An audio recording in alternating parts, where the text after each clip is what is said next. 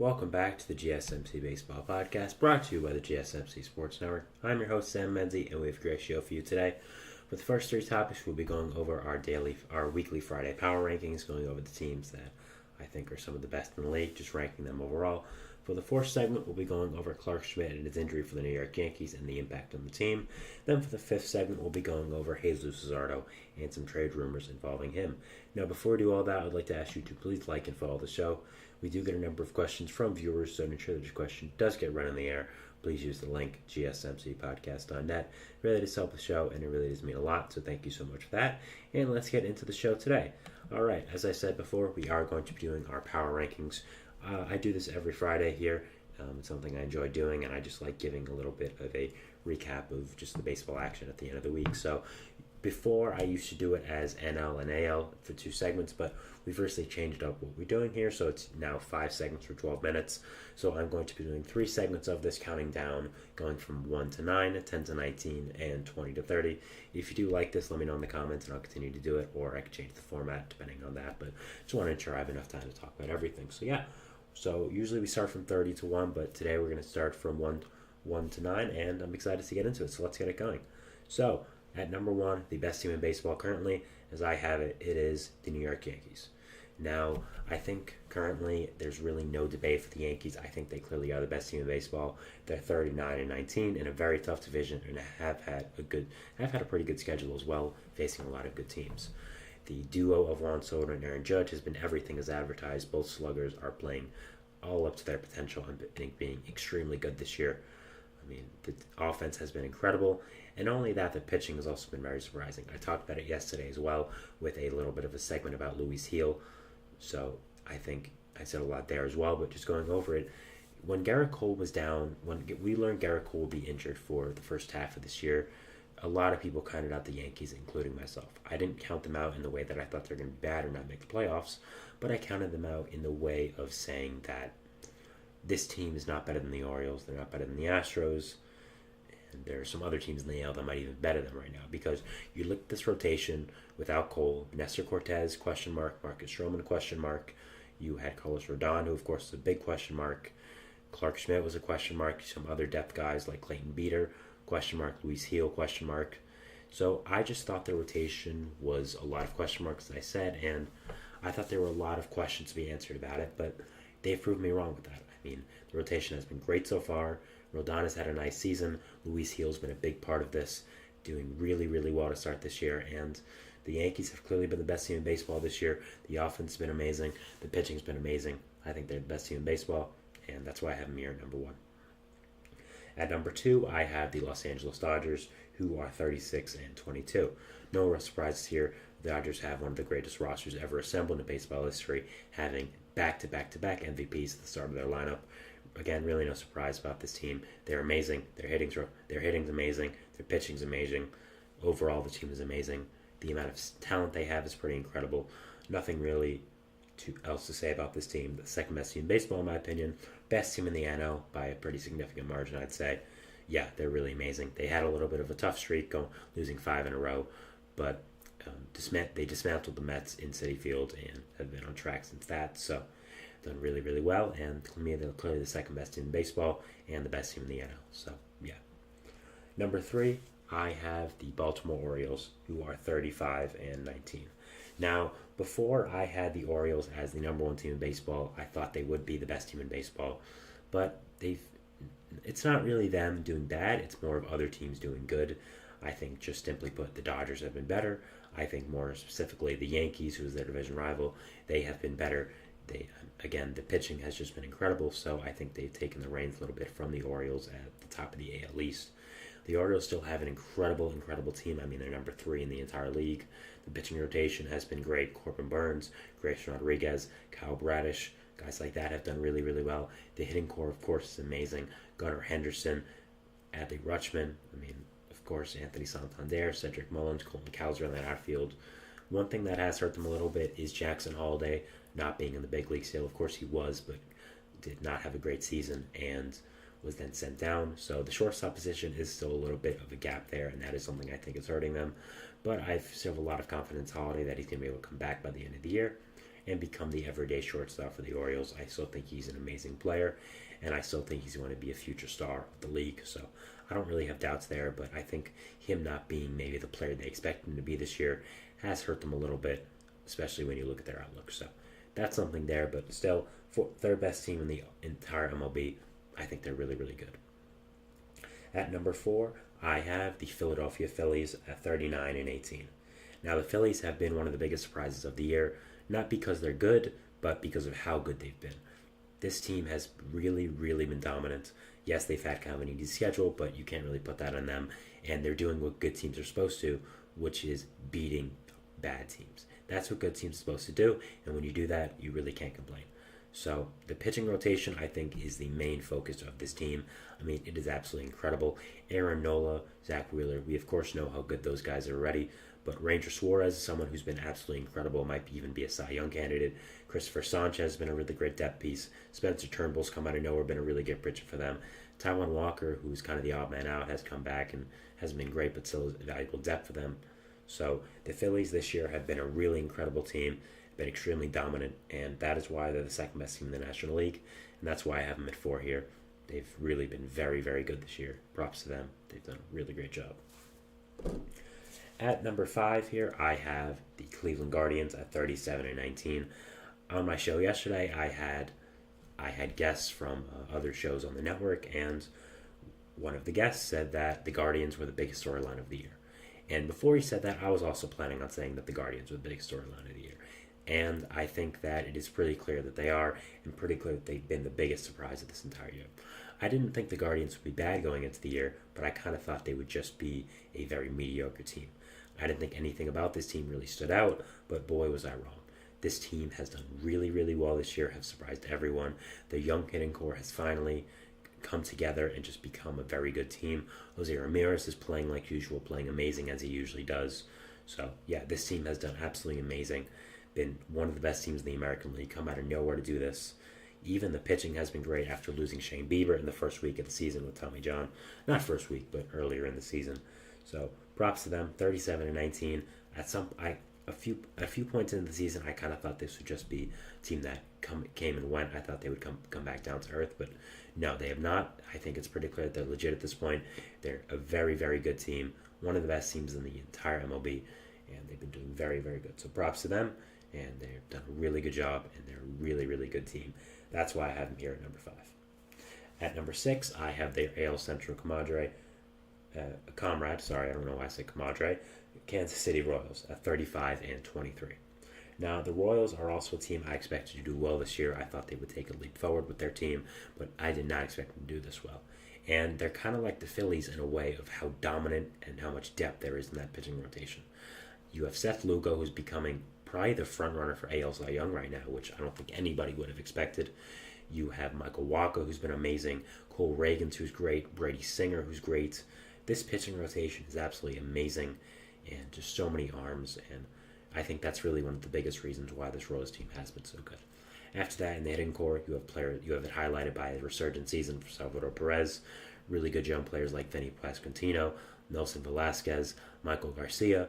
You also, of course, have superstar Bobby Witt Jr. at shortstop, some other nice depth pieces like Adam Frazier at second base, Hunter Renfroe in the outfield, Kyle Isbell there, Drew Waters. So this team is really, really great. I think that they've surprised a lot of people with how good they've been this year. They made a lot of noise this offseason, signing guys like Wacha, like Lugo, like Hunter Renfroe. Not to necessarily huge contracts, but a lot of big contracts for a smaller market team. But they're showing the smaller market team can still compete in the market. And when they sign people, it works. And I think they should be a lesson to every other small market team. Just because you don't play in as big of a market, you can still sign impactful people. You can still do a good job with that. So props to them. They've been really, really great this year. Better than I think anyone's expected. And yeah, just a really, really great job for them. At number 7, I have the Atlanta Braves at 31-23. Now, if you would have told me going into almost June that the Braves would be 7th in a power rankings, I would have looked at you crazy. I would have thought they would have been a shoo-in for at least the top 5, probably the top 3, but it has really not gone that way this year for them. Of course, you have had the devastating injuries of Spencer Strider and Ronald Acuna Jr. for them, which of course have not helped. The offense has not looked great at times, and the pitching rotation, of course, is struggling with Spencer Strider being out. there's still a lot of talent on this team. I mean, amazing players like Sean Murphy, Matt Olson, Marcell Ozuna, who's been absolutely amazing with the bat, Ozzie Albies, Orlando Arcia, Austin Riley, Chris Sales with starting rotation, Raisel Iglesias in the bullpen. There's a lot of great players in this team, but they have definitely not lived up to the expectations of this year. Injuries or not, they've been still a great team. I mean, they're number 7 on this list. Definitely not bad in the top 10. But at the same time, it's definitely not been the Braves that we've expected of the past few years. And definitely have not lived up to some people's expectations, injuries or not. But it's going to be interesting to watch them the rest of the year with these injuries and seeing what the effect is on this team. And I'm very interested to see. At number 8 here, I have another big surprising team of the year, the Milwaukee Brewers at 33-23. The Brewers were a team I really did not expect to do much this year with the loss of Corbin Burnes and Brandon Woodruff. I thought that the pitching rotation was weak. I thought the offense didn't have a lot of proven players. And while that was true, the offense has really been outstanding so far this year. A lot of their young players have come out to play. William Contreras has been amazing. Jackson Churrio's done a great job. You have guys like Sal Frelick, Tyler Black coming in and playing really well. So I think that Christian Yelich has done really well as well. And the rotation, while it hasn't been great, it's been decent and it's been able to hold its own with Freddie Peralta coming in there and being an ace for this team. So I think overall this Brewers team has surprised a lot of people, been doing really, really great, and has overall been in a really, really great team. At number 9 here for the final one of this first leg of Power Rankings, I have the Minnesota Twins at 31-25. The Twins were a team I thought was top 5 in the AL, no doubt, and I thought was going to win the AL Central. While I currently have them as the third team in the AL Central, I think it's more of other teams just doing really good than them doing bad. They've been hit with injuries hard at the start of the year. Started off really, really poor, but have done a lot better going into the rest of the year. Have done really, really well, been at 31-25, showing off how good they can be when healthy. When guys like Buxton, Correa, of course, are healthy. Pitching rotation's really nice with Pablo Lopez there at the forefront of it all. I think this Twins team is really great. I still think they're one of the best teams in the AL, no matter what record says, and that's why I have them here at number 9. And very much looking forward to watching this AL Central race for the rest of the year. I have 3 teams in the top 10, Guardians, Royals, and Twins. I don't think anyone would have expected that at the start of the year.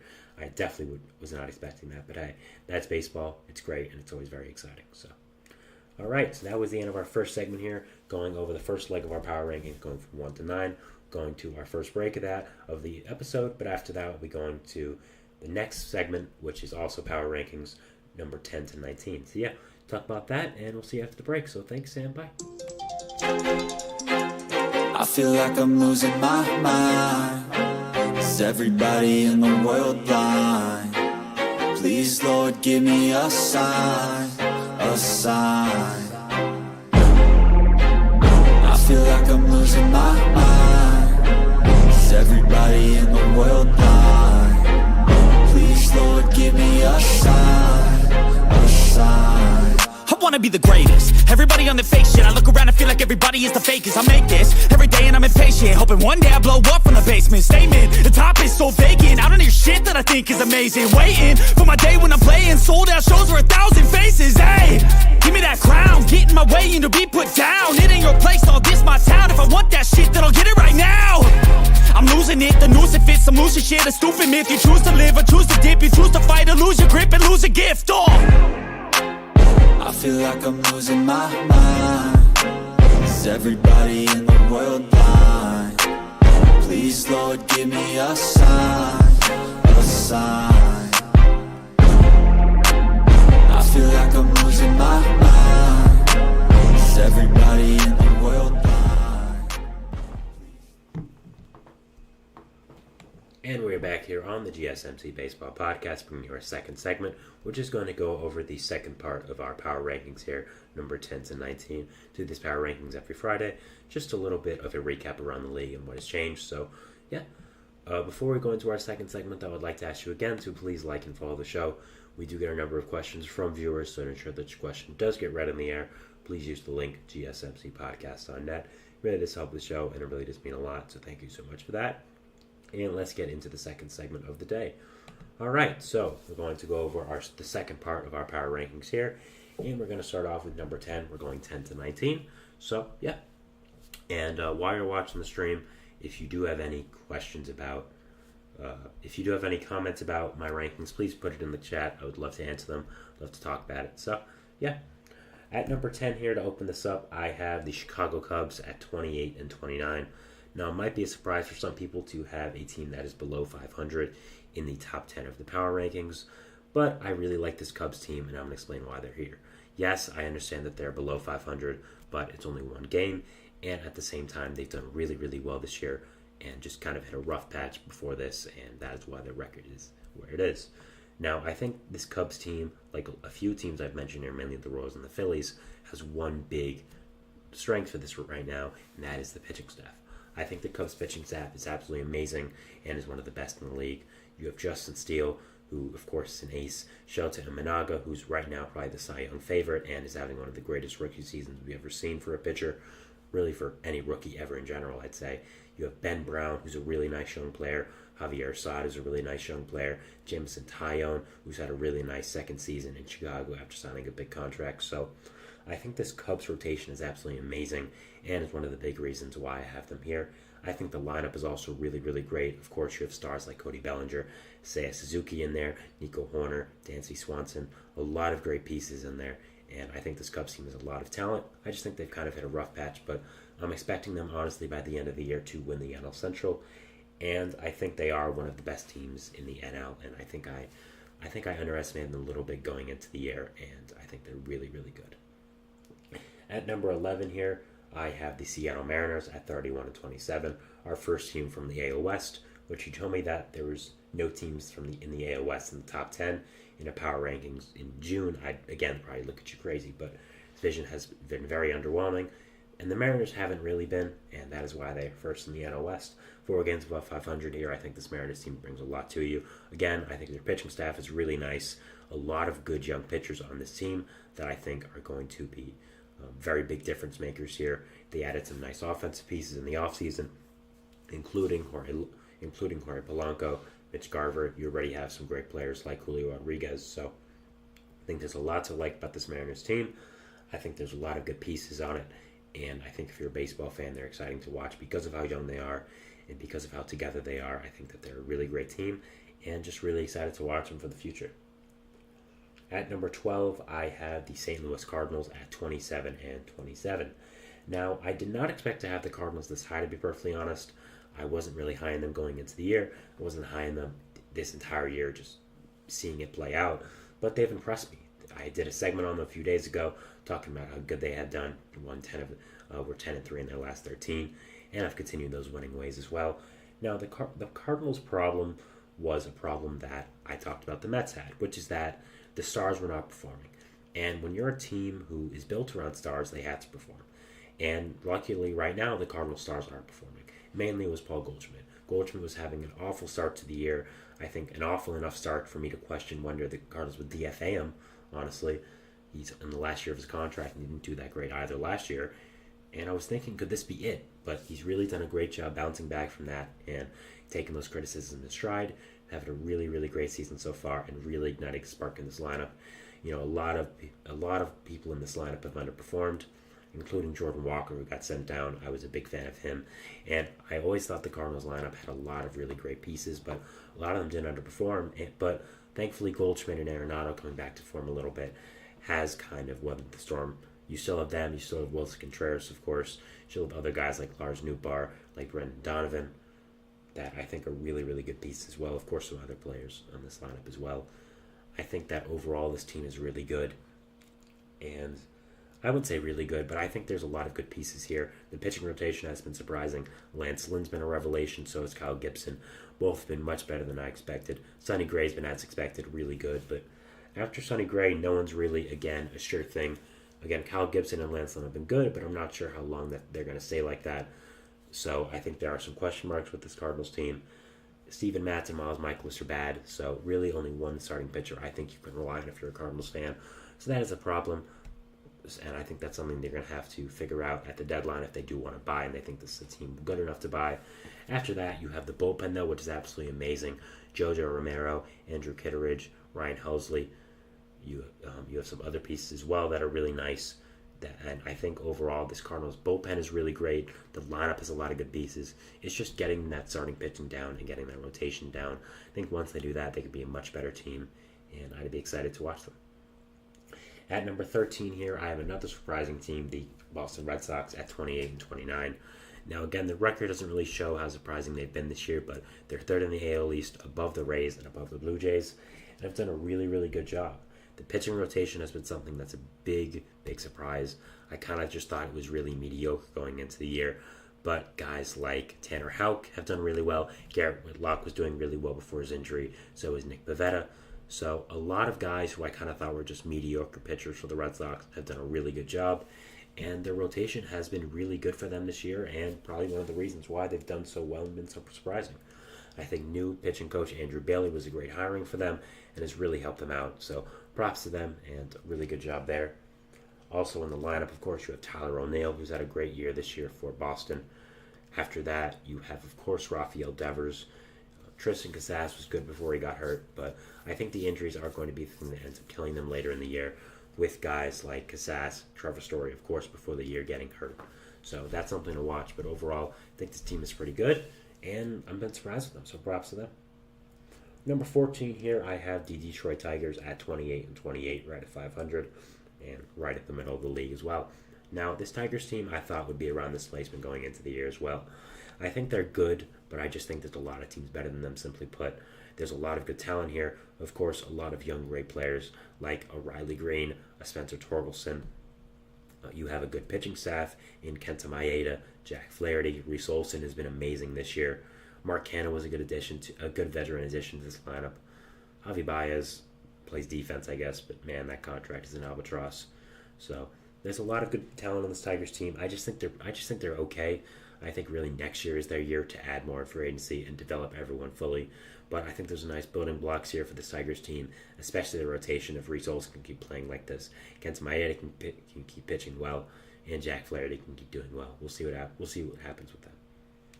Number 15 here, I have the San Diego Padres at 30 and 29. I kind of like the Tigers. I think the Padres are just kind of mediocre and kind of okay. There's so much talent on this team, but I think the problem is depth. Of course, you have that insane infield. Jake Cronenworth, Luis Ariz, who plays somewhere, Manny Machado, Ha-Sung Kim, Xander Bogaerts. An incredible lineup. You have Jackson Merrill in the outfield. Jurickson Profar has been great. Pitching rotation, though, is a problem with Yu Darvish and Joe Musgrove being question marks. Michael King not being as great as you expected, and the bullpen also not being great. So the lineup is amazing, but it lacks depth, and the pitching has been iffy, and it also lacks depth. So I think the Padres are a very top-heavy team, meaning there's a lot of stars, but after that there's a lot of question marks, which is kind of how they've been built these past few years. Not entirely a recipe for success, but hey, let's see what happens with them this year, and yeah, definitely interested to see. At number 16, I have the San Francisco Giants at 29-28. This is a team I wasn't very high on this year, and I continue not to be high on them, but I have them at 16. I just think the offense is not that good when you have Jung-Hoo Lee being out for probably most of the year, Jorge Soler not doing the best, and Mike Conforto being one of your best hitters along with Patrick Bailey. It's not really a recipe for success. I think the Giants have all the talent in the world. It's just about putting it together and getting everyone to perform to their level. I mean, Blake Snell has been horrible this year, one of the worst pitchers in baseball. Maybe after coming back from injury, he might be better. I have hope for that. But still, I just think the lineup has a lot of question marks, and this team overall has a lot of question marks that is not great. So that's really what I'm worried about. That's really what I'd be worried about if I'm a Giants fan. I just think they're okay, and it'll be interesting to see if there's a path to the deadline for them. I think their pitching staff is really nice, though. Kyle Harrison is really great. Of course, Blake Snell, I think, is going to be good. Coming back at the deadline, you have guys like Robbie Ray, Alex Cobb coming back. So it's going to be interesting there. Kyle Harrison, I think, is also amazing. So I think there's a lot of pieces on this Giants team. I just don't know if they can put it all together and make themselves as one. At 17, I have the Rays at 28 and 29. The Rays have been a kind of a disappointment for a lot of people this year. I kind of expected them to be like this. I didn't think they were that good. I just thought with all the pitching injuries they've had, with the opening at shortstop they had because of the Wander Franco situation, I wasn't entirely sure about what really was going to happen with them, and I kind of been proven right. I just think they're really mediocre, and I just think with all the circumstances that have happened, with all the injuries that have happened, it's just not their year, and I think you focus towards next year, especially now with Junior Camarino being hurt for around a month here in squad. I think they were planning on him coming up at the middle part of the year and being a spark plug of that offense. But with that probably out of the picture, I just think next year's their year, and it's unfortunate the way this is looking. But I think if they shop Zach Eflin, he could be a major player at this year's deadline. A really good pitcher, only 1 year left in his contract after this year. Could be very, very interesting. Just something I had in the back of my head. At 18, I have their another team in the AL East. The last team in the AL East. That's how good this division is. They're all gone by the top 18. The Toronto Blue Jays at 26 and 29. Blue Jays have been a big disappointment for a lot of people this year. A lot of their young core is not performing well, and just overall a lot of underperformance. I think this Blue Jays team is honestly stuck. I'm just not a big fan of where their core is at the moment, and I think that there needs to be some changes, whether that's a deadline, whether that's at the offseason when they play the season out. We'll have to see, but I just think this Blue Jays team is okay. Nothing really too great. They have a franchise high payroll, so that might encourage change, but we'll have to see. Just not a big fan of this team right now, and I just think, again, they're kind of stuck in their ways and kind of stuck with the organization. At number 19, I have the final team of this segment for the power rankings, the Texas Rangers at 27 and 29. The defending world champions are still a good team, but they've been powered by injuries, especially now with Evan Carter going the IL. They are getting Wyatt Langford back, who I think could be a good piece for them. Coming back from injury could potentially be much better than he was at the start of the year. But the pitching is still just not that good with all the injuries they've had. I don't think Max Scherzer and Jacob deGrom in 2024 are really going to be your saviors. So we'll have to see about them. But I just think they're an okay team with a lot of flaws because of injury. And I think maybe next year might be the year to kind of go for that title defense. I just think this year it's not really your year because of the injuries. But hey, if Scherzer and deGrom come back fully in the second half, I'll eat my words. And I'd love to see that. So that is the end of our second segment here, going over the 10 to 19 portion of our Friday Power Rankings. We'll be going to our third segment, which is going to be finishing off the Power Rankings, doing number 20 to 30. So yeah, we'll see you after that, and thanks and bye. Looking for your daily fix of sports talk without having to pay for it? GSMC Sports Network is available on YouTube. Just search GSMC Sports Network. Get your fix of daily sports talk shows on YouTube, absolutely free. NFL, college football, NBA, MLB, MMA, UFC, fantasy football, and so much more. GSMC Sports Network has shows running all day long, with new sports shows starting every 2 hours. Just like on your favorite cable sports channel, except GSMC Sports Network is absolutely free. Just search GSMC Sports Network on YouTube to catch one of your new favorite shows, like the GSMC College Football Podcast, Chip Shot Football Podcast, Hoops and Heels Women's Sports Podcast, GSMC Basketball Podcast, and so many more.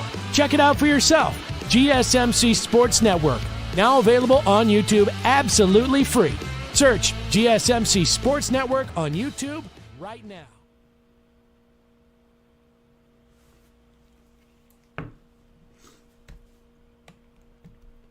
And we are back here on the GSMC Baseball Podcast, bringing you our third segment, which is going to be going over the final leg of our power rankings here, number 20 to 30.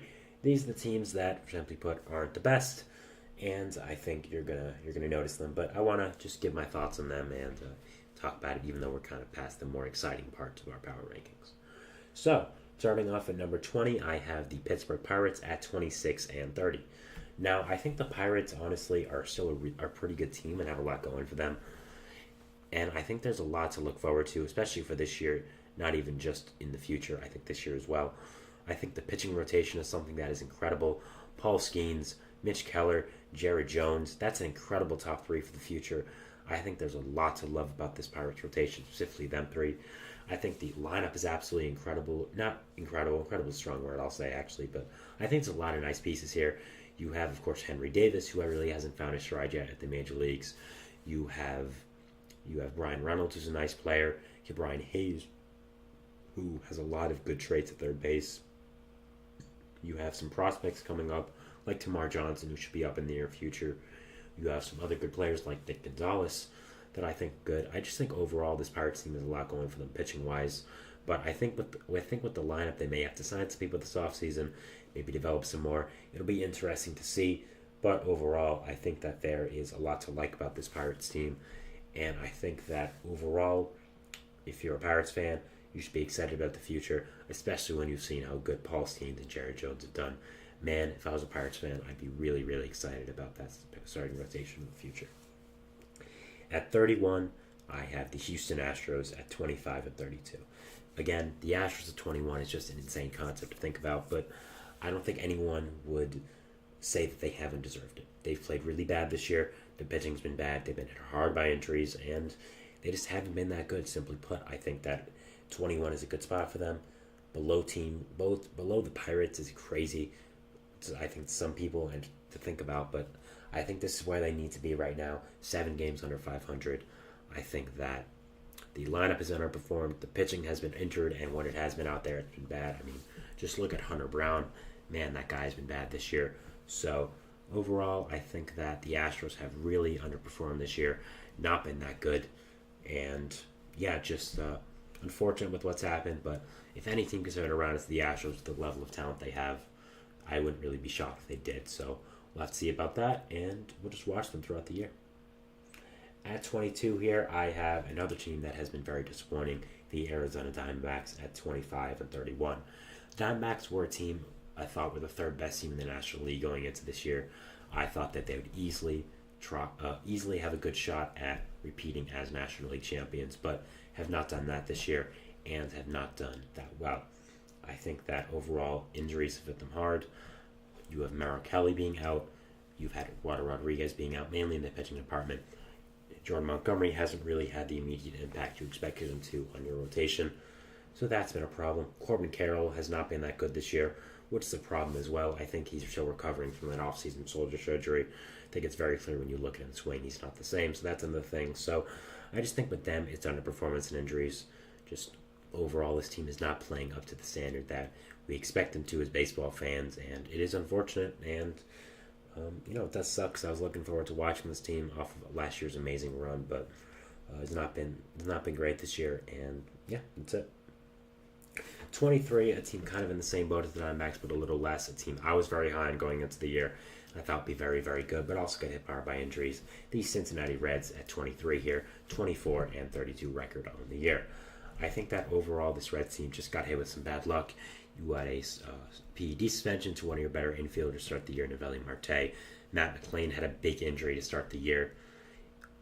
Your pitching rotation got hit hard once Frankie Montas got injured. Nick Martinez wasn't what you expected. Hunter Green and Nick Lodolo were good players, but even Lodolo got on the injured list himself. So I think there's a lot to like about this Reds team. I just didn't think it was their year. Ellie De La Cruz has been amazing, of course. Been so incredible this year. So that's, of course, something excited to look at next year. When you have him and Matt McLain fully healthy together, that middle infield is going to be amazing. Noelvi Marte is going to come back, be great. Spencer Steer is going to be there. That infield is going to be incredible.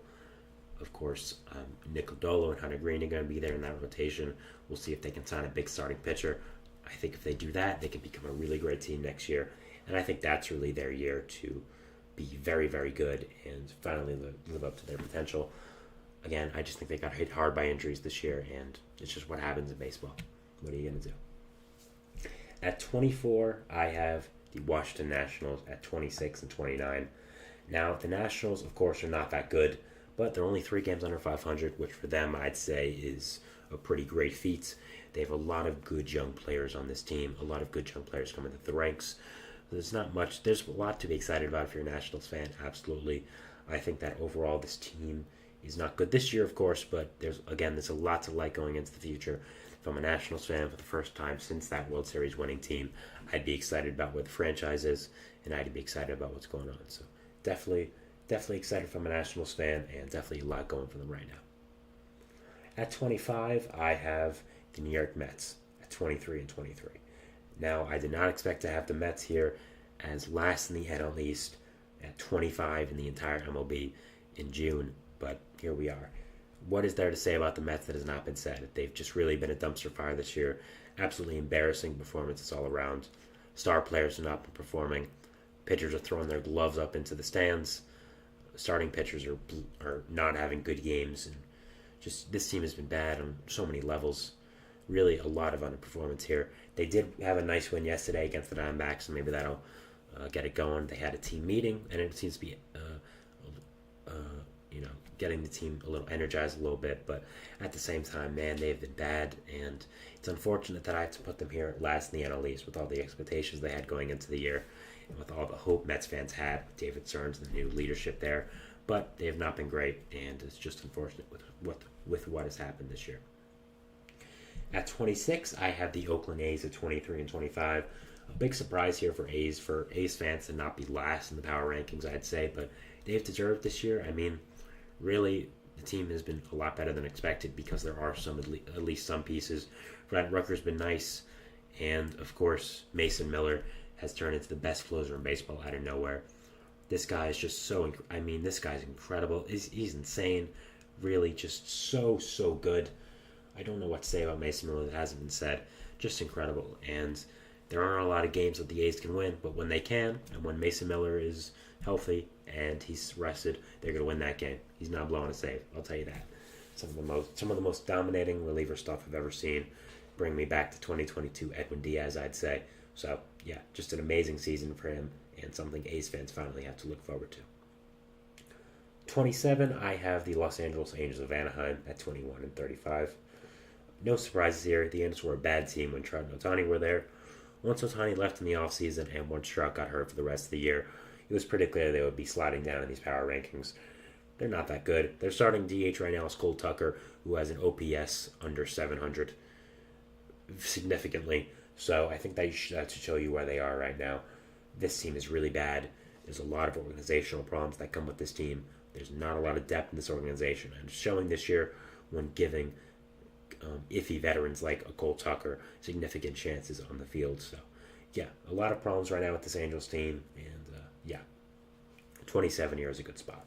Now, I would like to say the next three teams are pretty clearly the worst three teams in baseball. So you can put them anywhere, but I guess one team has to suck a little less than the others. But these three are the three musketeers of bad baseball right now.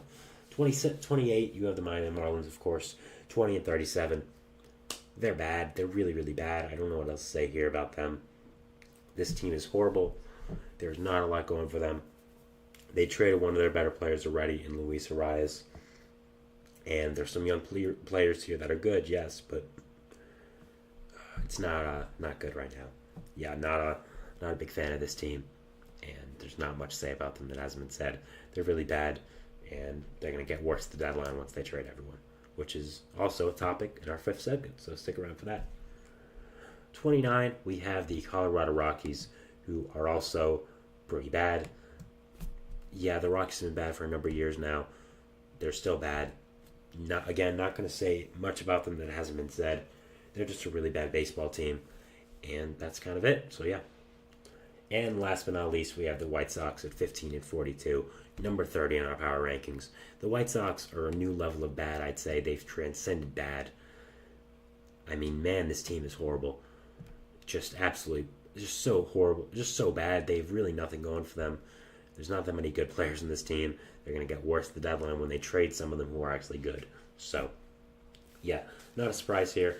The White Sox are really bad, and that is why they're here at 30, dead last in my power rankings. So, that was it for our power rankings for the top three segments, going over it from 1 to 30.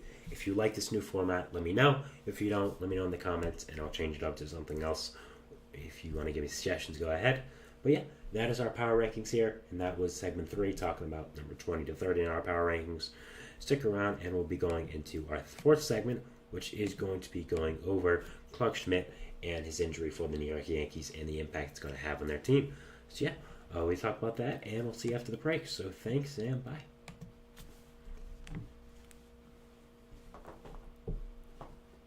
For the best and latest podcasts available anywhere, go to the podcast app on your cell phone and type in GSMC to access free content-rich podcasts on health and wellness, book reviews, sports, entertainment, relationships, social media, movies, technology, finance, and even weird news. Subscribe and download the GSMC Podcast Network's family of shows, available everywhere podcasts are found.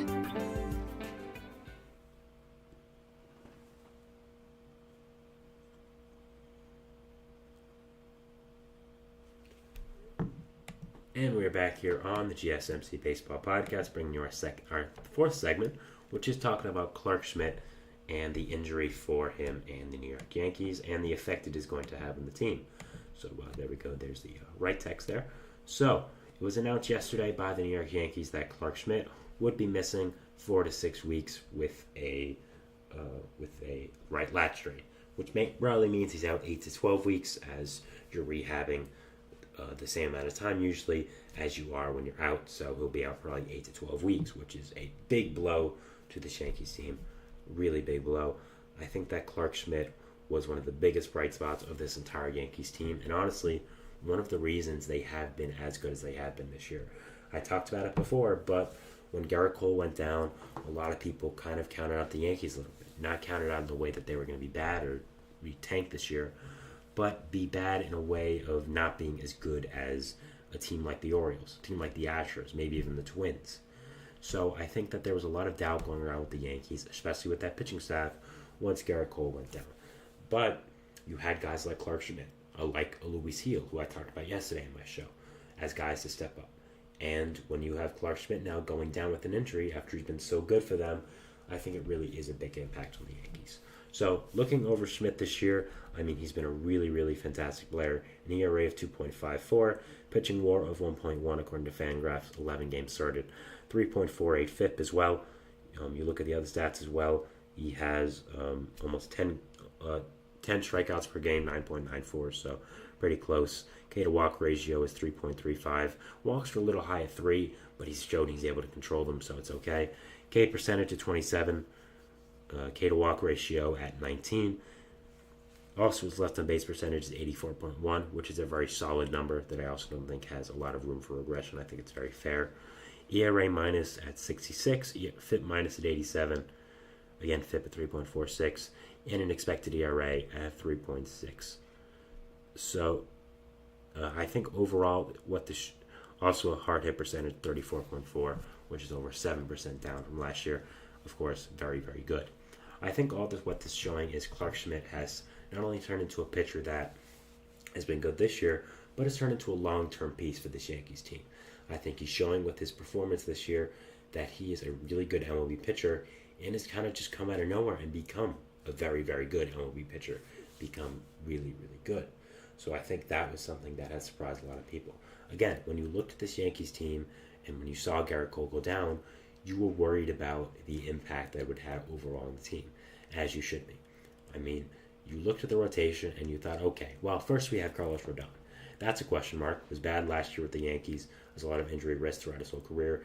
I don't know if I can rely on him. Marcus Stroman, yes, nice signing, but of course he's had some beefs with the Yankees organization in the past. How well is he going to do over here with the pressure of being the New York kid, quote-unquote, coming back home? He also had an injury in the second half of the Cubs. He was an injury risk. Nestor Cortez was out a lot of last year with an injury, another injury risk. You had Luis Gil, who was a fine depth beast, but could he be more than that? Same with Clarke Schmidt. Same with Clayton Beeter. But these guys have proven this team wrong, proven that wrong, and have done really well. All of these guys have become very good pitchers, including Clarke Schmidt.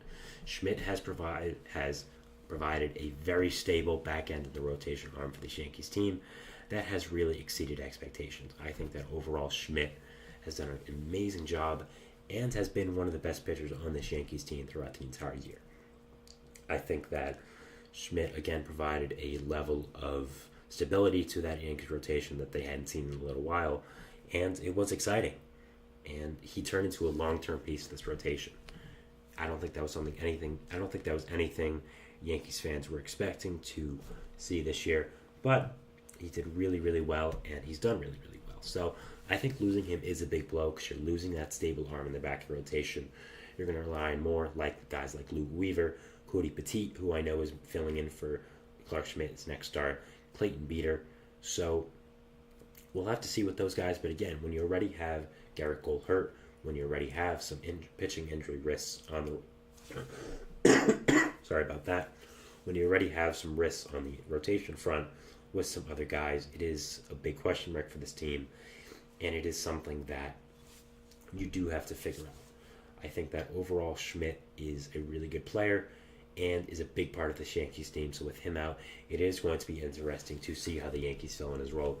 8 to 12 weeks, which we're assuming it is a significant amount of time. It's not just a few starts or two. No, it's a huge chunk of the season. It's over 2 months. And I think right now we have to just think about what is the Yankee rotation going to look like long term this year. Are they going to rely on one of the guys I mentioned, like a Petit, like a Luke Weaver, like a Beater? Are they going to go towards more bullpen games with Schmidt out? Are they going to try to trade for someone? It's going to be very, very interesting. But again, are they just going to say, oh, Gerrit Cole is our trade deadline answer because he's coming back towards that time of the year because of his injury? That's also an option. But it's going to be very interesting to see how they do this, and interesting to see how they overall see their rotation. Now, I think that this Yankees team is still amazing. I mean, I talked about it in the first segment, having them number one as in the power ranking. I think the best team in baseball. I think that, again, Juan Soto and Aaron Judge been every single thing that we expected them to be and more. Been absolutely incredible. But at the same time, when you lose pieces like this, like a Schmidt, it is a big part of your team, and it is a big part of your depth right now. So it should be interesting to see how they do end up filling in for this injury and filling in the value. And yeah, I'm very, very interested to see what does end up happening with this team, and I'm very, very interested to see what does end up happening with just overall with the Yankees. And yeah, I think the Yankees are still the best team in baseball. I think that they are still an amazing, amazing team, and I still think they're the best team in the AL.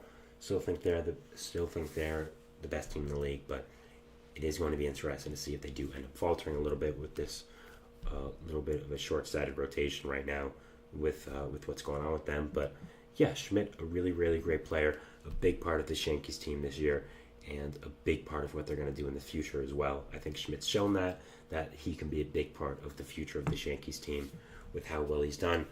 And yeah, I'm excited to watch and excited to see what they do to end up filling out this rotation and this team. So yeah, Clarke Schmidt, really good player, and unfortunate news here for the Yankees that he is going to end up being out for a significant amount of time. Really unfortunate, but hey, it's not an arm injury for him, which is always good. Doesn't seem to be a long-term issue past when he's going to be out, of course, so that's also good. So yeah, that is our fourth segment here, talking about the Clarke Schmidt injury for the New York Yankees and my thoughts on it. We'll be going into our fifth and final segment, which is going to be talking about Jesus Luzardo and some trade rumors involving him. Ken Rosenthal listed him before as the single most likely player to be traded at the trade deadline. So I want to just talk about it and my overall thoughts on it. So yeah, we'll talk about that, and we'll see you after the break. So thanks, Sam. Bye.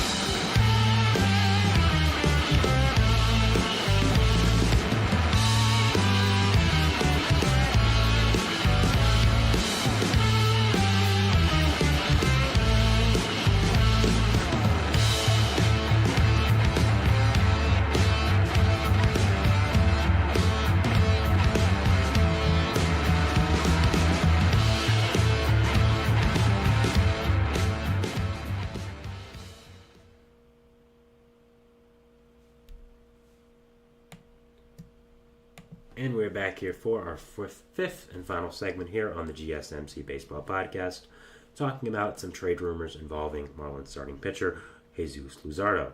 Now, this came about when about a few days ago, Ken Rosenthal mentioned on his podcast that Jesus Luzardo was the most likely player out of everyone to be traded at the trade deadline.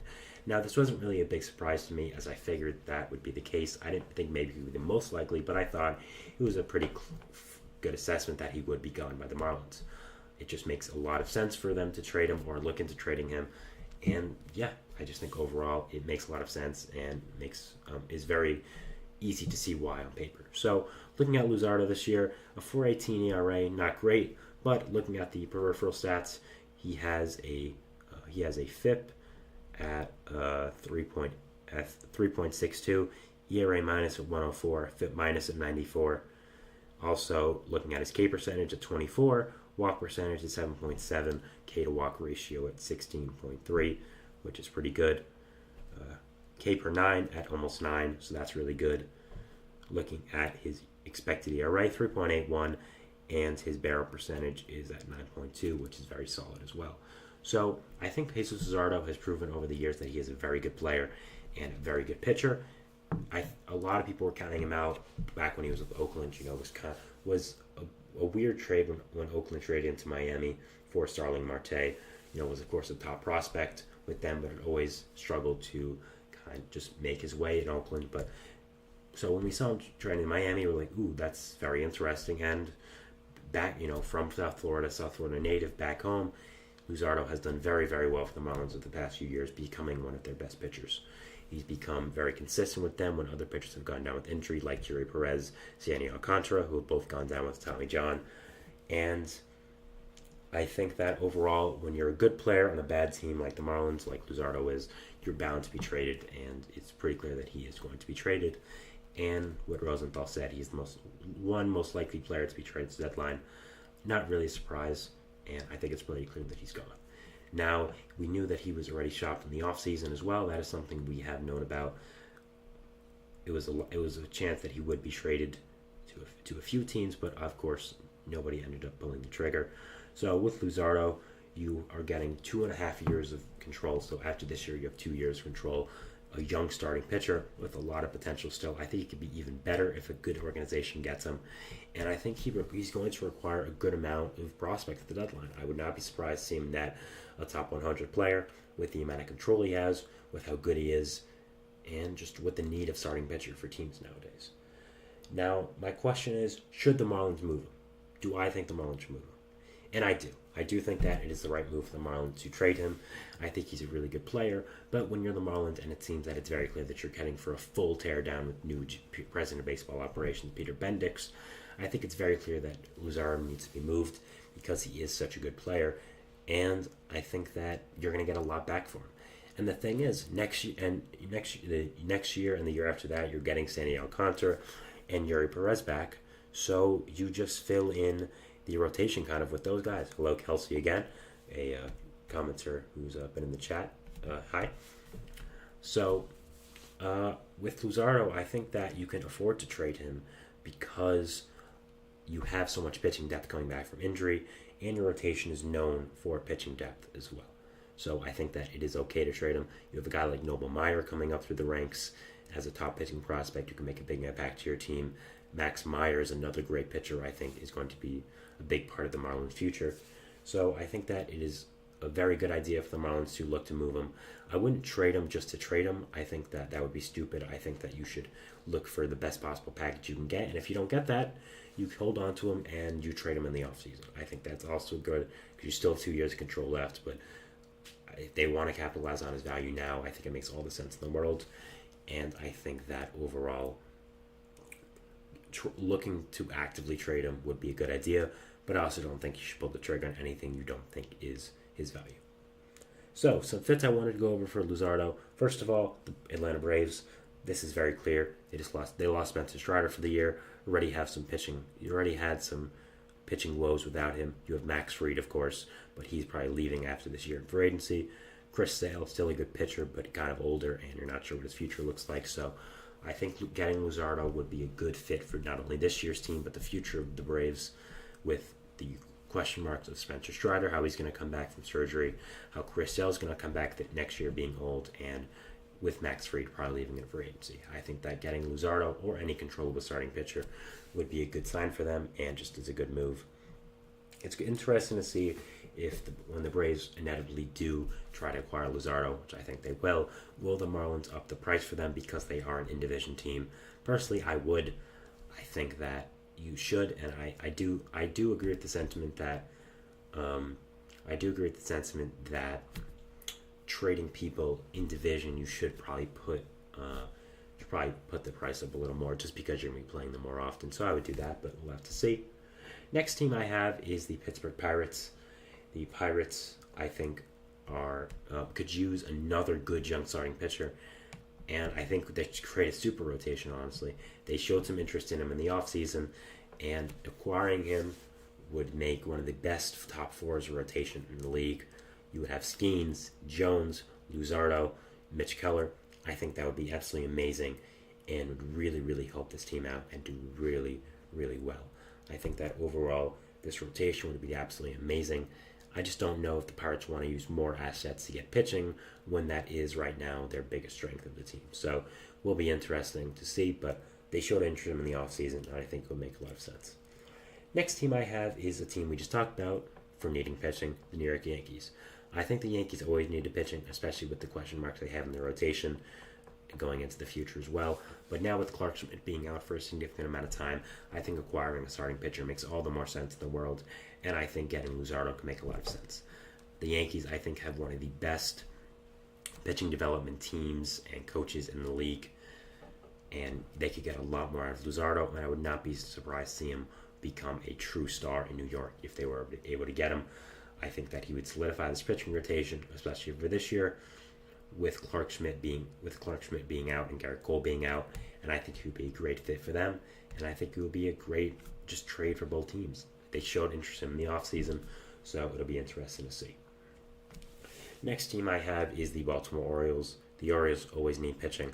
Corbin Burnes is really good, but he's a free agent next year, and after that, you have some question marks with Kyle Bradish and Grayson Rodriguez, mainly injury related. So I think getting Luzardo would add another great pitching arm to this rotation that I think does have some question marks, and would also provide some long-term stability with Corbin Burnes being a question mark to come back in the offseason. So I think any team has the prospect capital to do it. It is the Orioles. Samuel Basallo is a great prospect for the Orioles and his block because of Adley Rutschman, and the Marlins need a catcher. So I think Basallo potentially being the centerpiece of the Luzardo trade can make a lot of sense. Just something I thought of quickly here, but I think that it makes a lot of sense and will be a good fit for both teams. Finally, we have the Texas Rangers. With all the pitching injuries they've suffered over the past year or so, I think getting a younger starting pitcher to solidify this rotation for not only this year but for the future as well would be a really, really great move. And I think that overall, getting Luzardo for the Rangers would be a really good decision and help this rotation out a lot. I'm not exactly sure if they have the prospect capital for this, but we have to see. Kelsey asks, is there a closer named Jesus? That would be cool. Jesus coming in for the save. I guess, playing on words, Jesus and Jesus. I think it would be cool. I'm not exactly sure if there's a significant one with the name Jesus. I'm sure there's some reliever, but I'm not sure if there's a big-time closer. If there is, I can't think of it off the top of my head. But yeah, that is it for Luzardo. Just wanted to talk about him and some trade rumors going on with him and the Marlins. Again, I think it is very likely that he's traded at the deadline. I would agree with Ken Rosenthal here. I think a lot of teams will be lining up for his services, and I think overall he's a really good player that is going to require a lot at the deadline and could help a lot of teams. So yeah, excited to see where he goes and excited to see what his market ends up being. So that is the show for today, guys. I want to thank you so much for watching. Remember to subscribe to the channel. Hit the post notification bell to not only get notified when I upload, but all the other great content creators on this channel do. We invite you to follow us on Facebook, Twitter, TikTok, Instagram, anywhere you can get content and updates on the show and on the network. So thank you so much again, guys, for watching. It's a beautiful day outside. Enjoy it. We'll see what baseball throws at us over the weekend, and I'll see you on Monday. Thanks, guys, and bye.